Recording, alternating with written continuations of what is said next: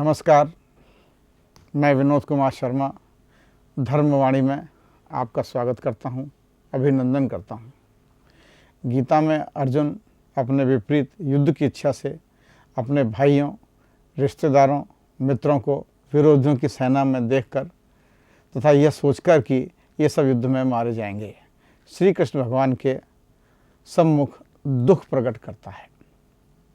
इसी प्रकार रामचरितमानस में सुग्रीव यह सोचकर कि उसका बड़ा भाई बाली मारा जाएगा, श्री राम के सामने दुख प्रकट करता है।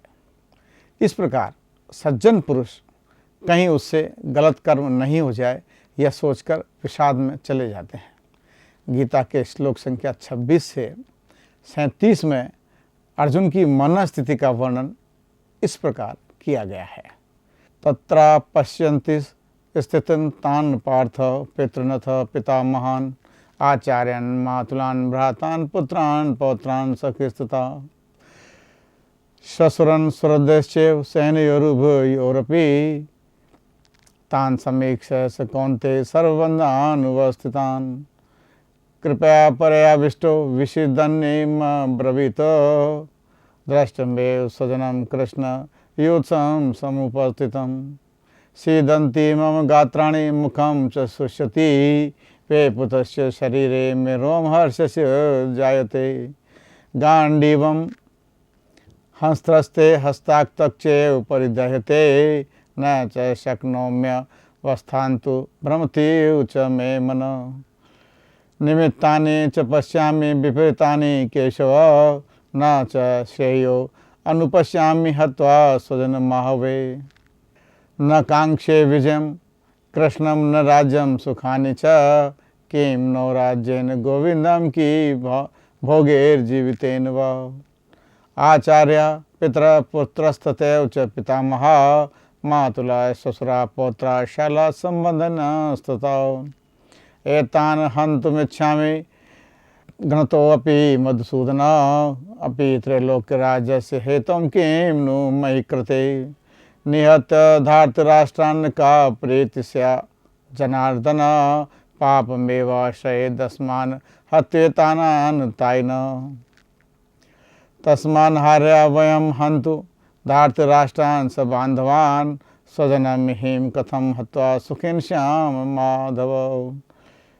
जिनका अर्थ है अर्जुन ने यहाँ दोनों पक्षों की सेनाओं के मध्य में अपने चाचाओं, ताऊओं, पितामहों, गुरुओं, मामाओं, भाइयों, पुत्रों, पौत्रों, मित्रों, ससुरों और शुभ चिंतकों को देखा तथा बोला, हे कृष्ण, इस प्रकार युद्ध की रक्षा रखने वाले अपने मित्रों तथा संबंधियों को अपने समक्ष उपस्थित देखकर मेरे शरीर के अंग शिथिल हो रहे हैं, मेरा मुंह सूखा जा रहा है, मेरा सारा शरीर कांप रहा है, मेरे रोंगटे खड़े हो रहे हैं, मेरा गांडीव धनुष मेरे हाथ से गिर रहा है और मेरी त्वचा जल रही है।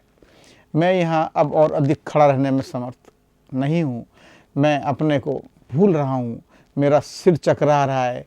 हे कृष्ण, मुझे केवल अमंगल के लक्षण दिख रहे हैं। हे कृष्ण, इस युद्ध में अपने ही स्वजनों का वध करने से तो ना तो मुझे कोई अच्छाई दिखती है, ना मुझे किस प्रकार की विजय या राज्य या सुख की इच्छा रखता हूँ। हे गोविंद, हे गोविंद, हमें राज्य सुख अथवा इस जीवन से क्या लाभ, क्योंकि जिन सारे लोगों को हम चाहते हैं वही इस युद्ध भूमि में खड़े हैं। हे मधुसूदन, जब गुरुजन, मित्रगण, पुत्रगण, पितामह, मामा, ससुर, पौत्रगण, साले, अन्य सारे संबंधी अपना धन एवं प्राण देने के लिए तत्पर हैं और मेरे समक्ष खड़े हैं, तो फिर मैं इन सबको क्यों मारना चाहूँगा, भले ही वे मुझे क्यों ना मार डालें। हे जीवों के पालक, हे जीवों के पालक, मैं इन सब से लड़ने को तैयार नहीं हूँ, भले ही बदले में मुझे तीनों लोगों का राज ही क्यों ना मिलो। इस पृथ्वी की बात तो छोड़ दीजिए, भला धृतराष्ट्र के पुत्रों को मारकर हमें कौन सी प्रसन्नता मिलेगी। यदि हम ऐसे आतताइयों का वध करते हैं तो हम पर पाप चढ़ेगा, अतः यह उचित नहीं होगा कि हम धृतराष्ट्र के पुत्रों को तथा उनके मित्रों का वध करें। हे लक्ष्मीपति कृष्ण, इससे हमें क्या लाभ होगा और अपने ही कुटुंबियों को मारकर हम किस प्रकार सुखी हो सकते हैं। हे जनार्दन, यद्यपि लोभ से अभिभूत चित्त वाले ये लोग अपने परिवार को या अपने मित्रों से द्रोह करने में कोई दोष नहीं देखते हैं। इस प्रकार यहाँ कुछ शब्दों को अच्छी तरह समझने की आवश्यकता है। जैसे गोविंद जो श्री कृष्ण के लिए कहा गया है, इसके दो अर्थ होते हैं, गायों के स्वामी तथा इंद्रियों के स्वामी। इंद्रियों के स्वामी यानी गोविंद शब्द का प्रयोग इसलिए किया गया है कि अर्जुन की इंद्रियां शिथिल हो रही थीं, उनको संबल देने के लिए उनके स्वामी का स्मरण किया गया। मधुसूदन शब्द श्री कृष्ण के लिए आया है। यहाँ मधुसूदन शब्द का प्रयोग यह प्रदर्शित करने के लिए किया गया है, हे कृष्ण आप तो मधु जो राक्षस था उसको मारने वाले हैं, किंतु जिनको मैं मारने जा रहा हूँ वह तो राक्षस नहीं है, तो इन्हें कैसे मार सकता हूँ। यहाँ कामना शब्द का प्रयोग किया गया है। कामना जो दो तरह की होती है, इष्ट की प्राप्ति और अनिष्ट की निवृत्ति।